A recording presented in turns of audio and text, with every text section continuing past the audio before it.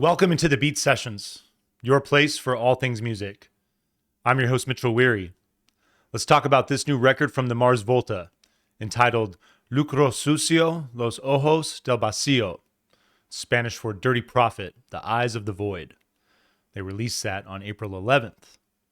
This is the 9th studio album for the duo of Omar Rodriguez Lopez and Cedric Bixler Zavala, and their follow-up to 2023's Que Dios te maldiga mi corazón, which is Spanish for May God Curse You, My Heart. That record is a complete acoustic re-recording of their 2022 eponymous record, marking a comeback after over a decade of not releasing music. Prior to the release of the eponymous record, the last time that we'd heard from the Mars Volta was 2012's Nocturnicate.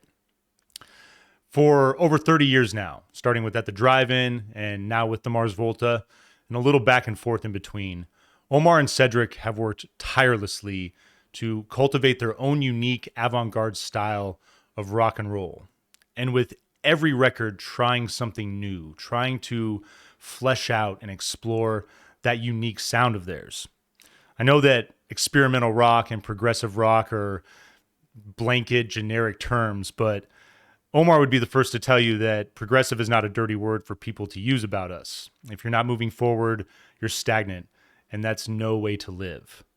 Not every band that I listen to is a band that I want to challenge me the way that the Mars Volta does, but I think from time to time it's important to let art do that, whether it's music, whether it's literature, a painting, anything creative. Oftentimes, something that's thought-provoking can help us face our fears. It can help us come to terms with grief or anything that's challenging us in our life. And it's usually unexpected. That's what I love about it too. Dropping the needle or just turning and seeing a painting, an image that shocks you, that resonates you in a way that stirs these, latent emotions that rise to the surface.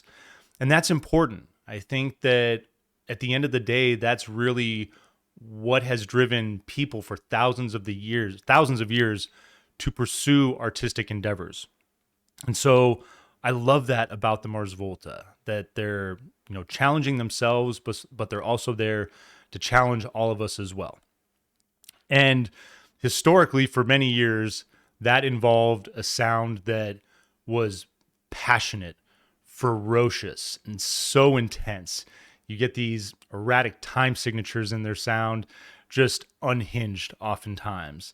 And Cedric's frenetic vocals are profound, vehement, all within this foundation of hardcore, post-hardcore, combined with free jazz and experimental rock. These guys are magnificent. And even in their failures, which I think are very minimal throughout their catalog, there's still that influence that's so dynamic, that these risks that so many bands really aren't willing to take.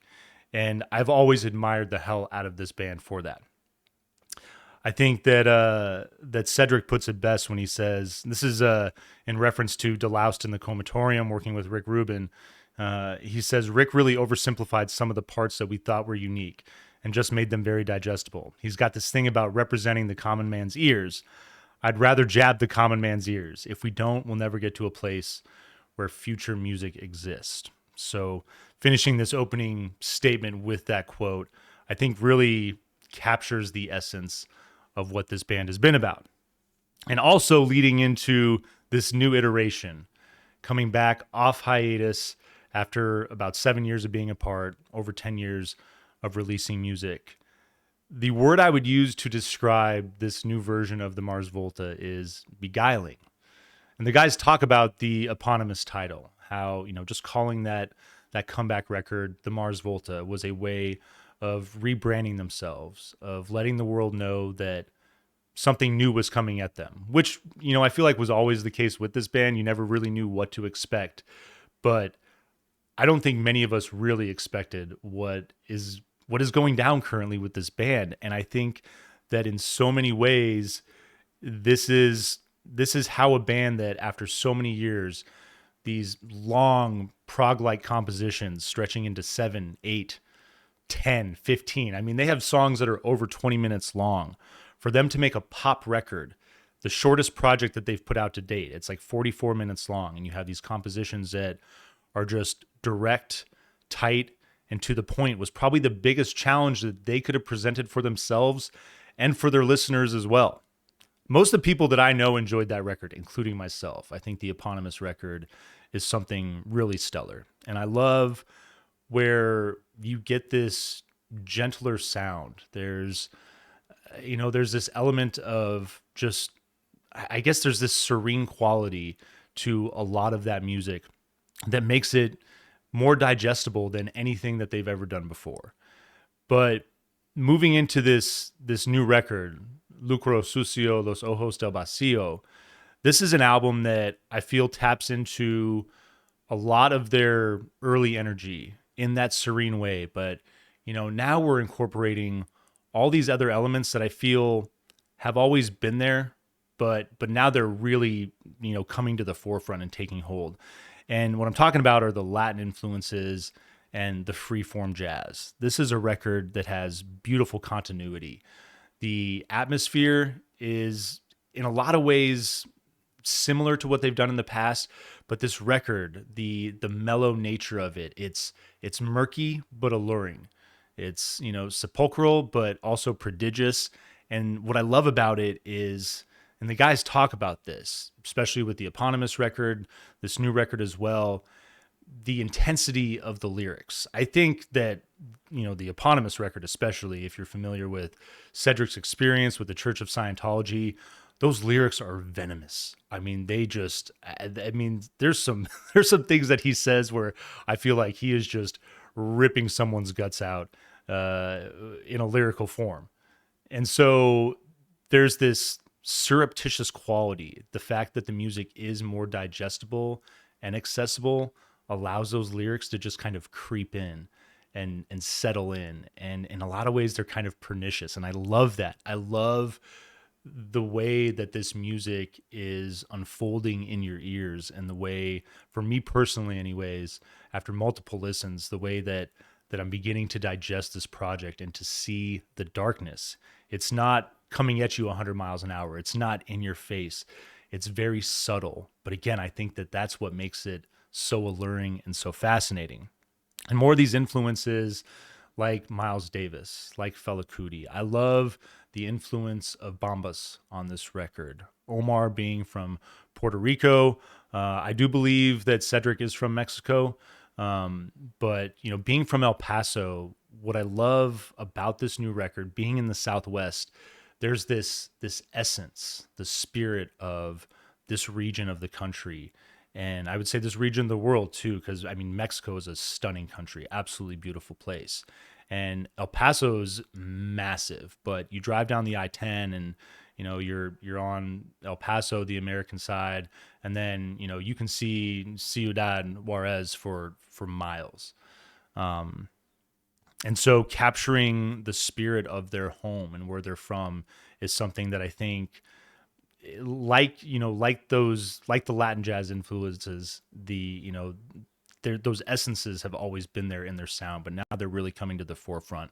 And I love the way that they're playing with that in this new record. It's still psychedelic as well, just a mosaic of all of these things coming together nicely. And as I said, the continuity is amazing. I think the one thing that's unique, this short-sighted review from Kerrang kind of had me frustrated, because I think whoever that reviewer is, give this a few more listens, because I think that it'll open up for you.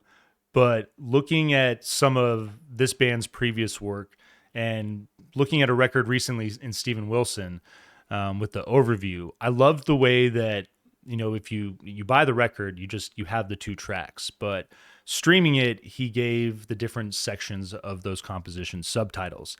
And I feel that's basically the only difference here. This is 18 tracks. It could easily be 9 or 10. If the band wanted to take that route and, make these longer fleshed out compositions, they could have done that and then given them subtitles in between. But I think there's something fascinating about the way that all of these songs just hold up on their own, that I'd recommend doing that. If you're streaming this thing, if you just want to bounce around, put it on random, I think that could be a really unique way in seeing how this record comes together. I'm sure it'll be disjointed and kind of awkward, but the whole point of that is to explore how the different segments hold up on their own. And I think the overwhelming majority of them would do that. So with that said, I want to get into the track list. Finn is your opening song, angelic reverb vocal, light harp sounding instrumentation. It's got this soft minimal bass and shifts briefly to a dark mood. And then we get this transition into the start of the record. And I neglected to highlight some of the musicians on this thing too, because Ava Gardner, the band's original bass player, I love that they brought her back. You have Omar's brother, Marcel, that's working percussion, synthesizers. But then Leo Genovese, Argentinian musician, I mean, he is just a boss on the piano, the saxophone, working on some keyboards as well. And then Linda Philomene Sungui, I believe is how you say her name, but she is pretty killer on the drums as well. I love the addition of her, and really wish I'd had a chance to see the live show in Oregon, opening for the Deftones. February 25th was the day that happened, but I can't imagine just how cool that was, going to a show and just not even expecting this and getting so much more than you actually paid for. Again, that's what this band is about, keeping you on your toes, keeping you excited. And they've always done so many cool things over the decades to do that. I really feel that despite maybe irritating some of their fans with their ventures from time to time, they've always had their best interests at heart, and with regards to challenging them, to providing them with unique experiences that most artists really just don't bring to the table. So with that said, Finn then transitions into, and guys, this is where my Spanish really sucks. It really should be better being 50 miles from the Mexican border, but I can't roll my R's to save my life. So Reina Tormenta is your second track. I apologize for that brutal pronunciation. It's Spanish for Queen Storm, I believe, is the translation there. But the vocal opens with a sharp synth that rises then falls.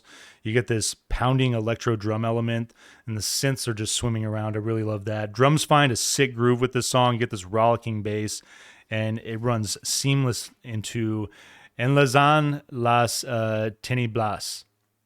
Teniblas, excuse me. Enlazan las Teniblas is how you say that.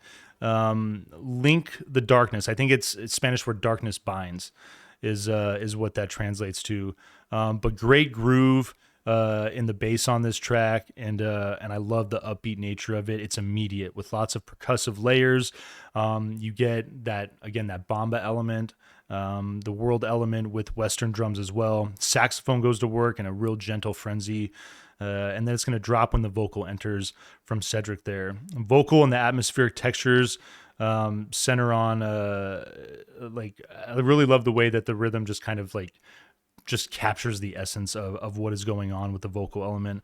The rhythm is going to slowly fade in lieu of chaotic synths, and then it works back. So great transition there in the song.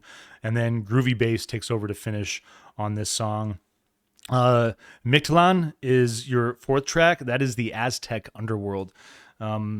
Big, these guys are big on concept. They always have been. And so this album certainly is not short of that. You see the title and some of the things that we've discussed, Darkness Binds, the Aztec underworld. This is a record that really, again, is murky. It's really gently kind of pushing you into a very dark space, and I freaking love that.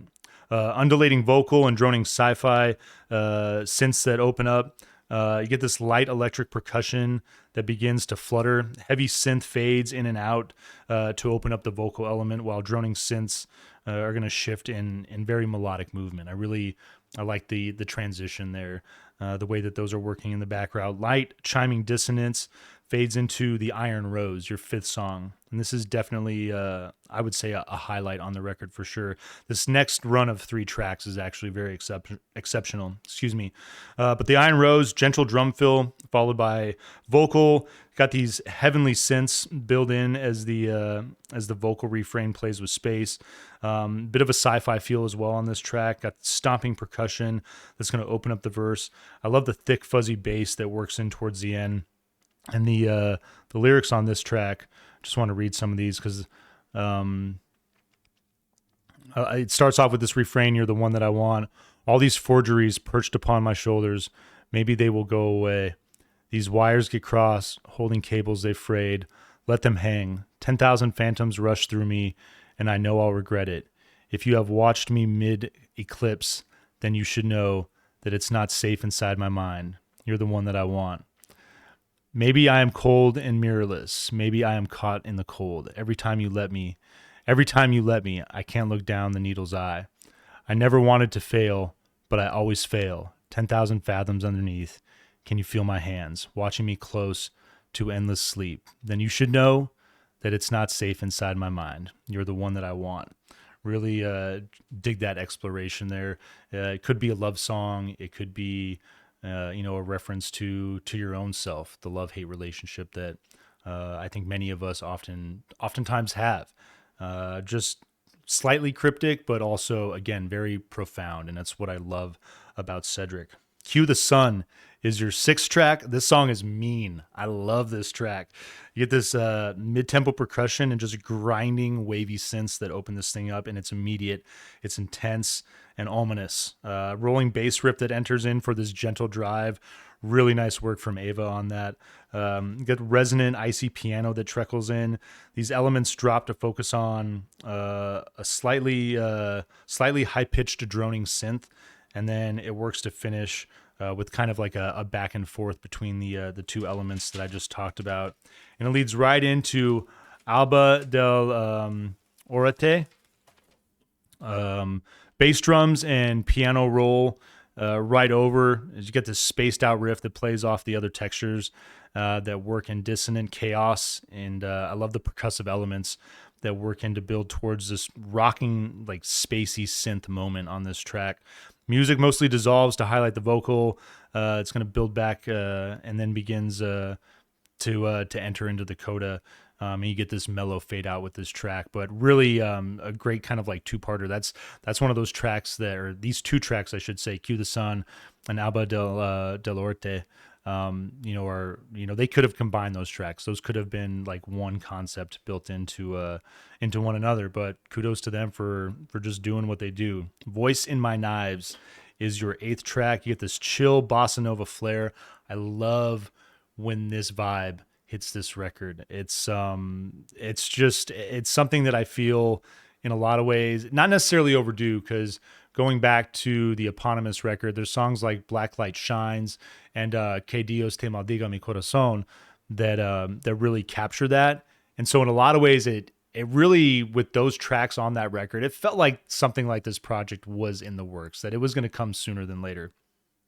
Bossa Nova flair to open with this track, get this prominent jazz element, sultry vocal carries tune as other percussive textures play in and out. I love the feel of this track, and it maintains that from start to finish. It's not, it doesn't explore a lot of different spaces, but it's just got such a good vibe that like I don't even think I'd want that to happen. It just gets you to this space and does its thing. Your 9th song, Poseedora de mi sombra, which is Possessor of My Shadow, continues with bossa nova feel that you feel in Voice in My Knives, while gently building the intensity of the mood. I really like the subtlety of this. The drums are pure bliss. Coda takes an avant-garde electronic personality. It really is a fun combination of tracks there, those two songs as well. Salahe, I believe is how you say that, I think, but it's sky with colored clouds. If you've ever been to the Southwest, we have some of the most amazing sunsets probably in the world. They just blow up with these gorgeous pastel colors, and so I'm almost positive that is what that word refers to. Soft drum roll opens up, proggy track with a gentle touch.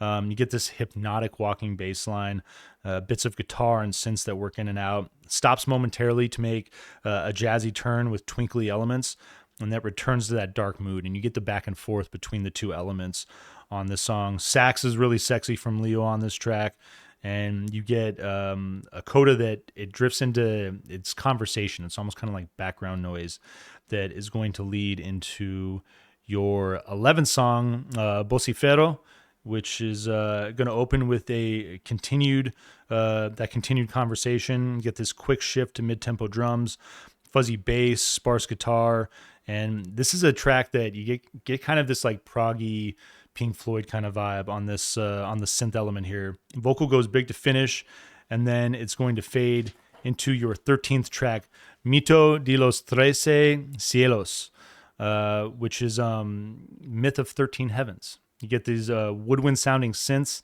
ominous textures that build in the backdrop, a bit of static, and then it all fades out. Kind of a quick composition there. It's going to lead into Un Disparo al Vacío, which a shot into the void is what that means. Bubbly percussive synths and tight drum roll build in intensity, and then seeds to this catchy, groovy bossa nova number. I really like the transition there. Vocal works for a few bars before intermittent synths do their thing. Vocal becomes obscure, transitions to English as well. I really like, it's this really unique production that they're working with in the vocal there, and then reverts. And actually, this might be Catalan, I believe, is the language that he uses on one of his songs. I think that this might be the one, but I really I like that transition between languages. I think that's one of the unique things that few singers have the ability to do. I love Cedric for that reason. You get this sultry feel. Rocking guitars are going to take over for a big coda, and it's going to lead into your 4th track, Detrás de Puerta Dorada, which is behind the golden door is what that means. Proggy avant-garde interlude basically is what's going on there. Maídos is your 15th song. It's got these it's Spanish for meows. It's got this insouciant drum and piano. They're just perfect behind the vocal together. Bass reduces the minimalism as textures start to build in on this track. And I really like the way that it really kind of sets the pace. Excellent flamenco acoustic guitar. Vocals play with a lovely soaring tone on this track. Minimal synths and vocal to finish there. Morgana is your 16th track. I believe this is a character in I don't play too many video games, but I think there's a very popular game where Morgana is a character. Morgan Le Fay from Arthurian legend.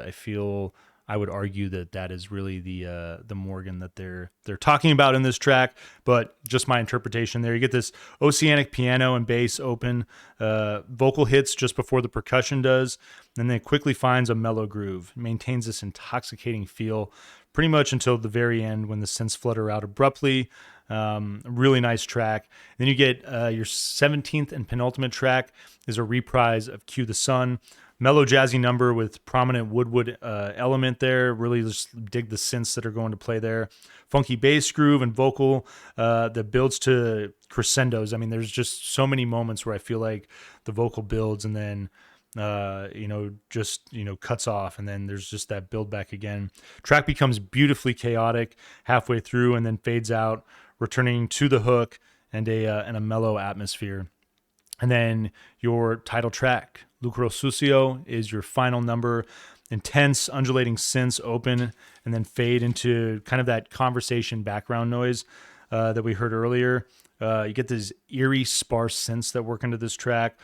Drums build in for momentum, then back off, and then return again. Bit of this like lo-fi. This song is kind of Beatlesque, I would argue. Fuzzy bass, and you get these loose, deliberate drums. And I love the vocal production on this track. Icy synths hit great. It's got this jazz feel that kind of takes over about 3 minutes and 45 seconds. The sax and the drums are really strong together and work to build to the finish of this record. A really fun, exciting album from these guys. It's what they do. It's probably not going to be everybody's cup of tea, especially if you are a fan of that earlier, more high-powered, energetic sound. But I think if you give this record some time, if it doesn't strike you at first, again, it's that subtlety in the way that this record explores the darkness that I think is very much in line with what this band has done throughout its career. But they're just doing it in a different way, and I like that. I think that when we're younger, we tend to be more destructive, more chaotic, more loud and in your face. And there's something about, again, that subtlety, that surreptitious nature of this record kind of, seeping into your soul that I think is really something that highlights amazing growth for this band. I'm going to give this record an 8.3 out of 10. Enjoying the hell out of it, and I hope you do as well. Please like this video, share it, subscribe to the channel. Hope you find this review helpful, and I hope you enjoy this record. Stay tuned throughout the week for more album reviews as we continue to talk about more music. We will see you next time on the Beat Sessions.